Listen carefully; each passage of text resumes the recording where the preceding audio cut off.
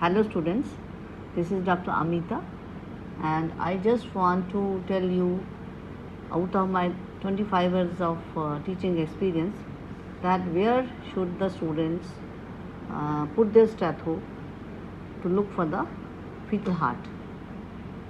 Now as you are aware that out of 100 presentations it is 99.5% in the longitudinal lie, and out of this 99.5, 97% is the cephalic presentation and 3% is the breech. And out of this 97% cephalic presentation, the brow is hardly 1 in 2000 and face 1 in 500. And out of this cephalic presentation, the most common is the vertex, and vertex in 75% of the case it is the occipito anterior, 25% it is the occipito posterior, both right and left occipito posterior.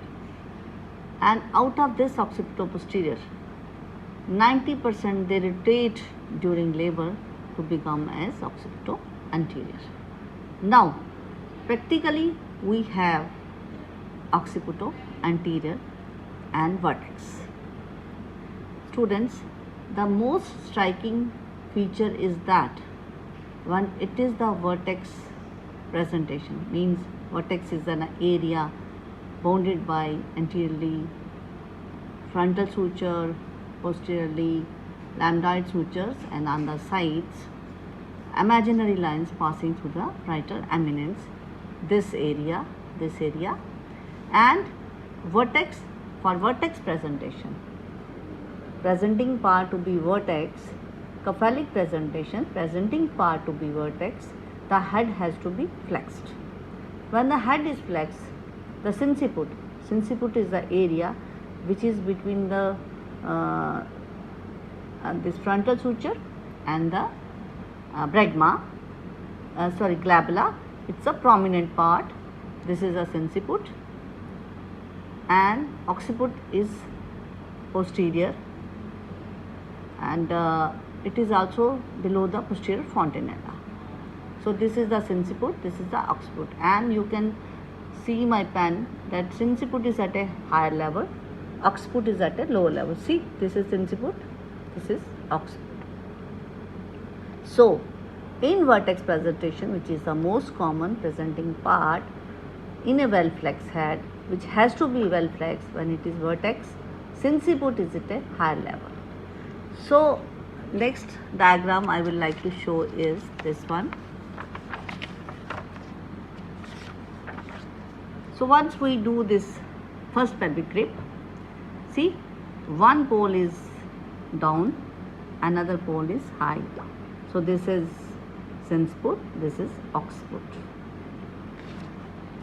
Then you have to concentrate here. See, this is pubic symphysis and this is the sacrum and the coccyx. This is the head. This is free floating head, 5/5 above, which we say 5/5 above. Head is bit down, but biparietal is still above. This is fixed. You cannot just toggle it between the fingers of your hand in second pelvic grip. Then this is 3/5, this is 2/5, still head is gone deep, and this is 1/5. Now, as we know that in a well flexed head, occiput is at a lower level, and the fingers feel two poles, sinciput and the occiput. Occiput is at a lower level, and the formula is where the occiput, there the back. And we can also appreciate how much head is above the pelvic brim.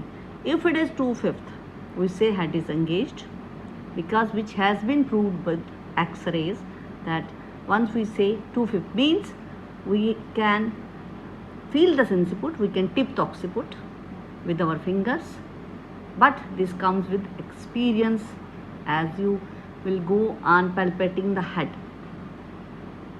The fetal heart will be on the side of occiput. Mostly it is left occipito-anterior, and mostly it will be left. And if head is 2/5, the fetal heart will be at the junction of medial 1/3 and lateral 2/3 of a line joining anterior superior iliac spine and the umbilicus. So I'll again repeat, this is 5/5 above, and we can freely feel the head between two hands in the first pelvic rib. This is head is fixed. You can feel the occiput, you can feel the inciput. This is 3/5, you can tip the occiput, you can feel the inciput. This is 2/5, and once head is 2/5, we just with difficulty we can feel the occiput, inciput we can feel, and 1/5 only tip the inciput, and 2/5 head biparietal diameter is down below the pelvic brim, and head is said to be engaged. And in this engagement position, the fetal heart will be, as I told you, at the junction of medial 1/3 and lateral 2/3 of a line joining umbilicus and the anterior superior iliac spine. As the head goes down and down and down, the fetal heart also moves medially and down, and at the time of crowning, the fetal heart would be just above the pubic symphysis. I hope my this just short discussion how to localize fetal heart will be practically useful to you. Thank you.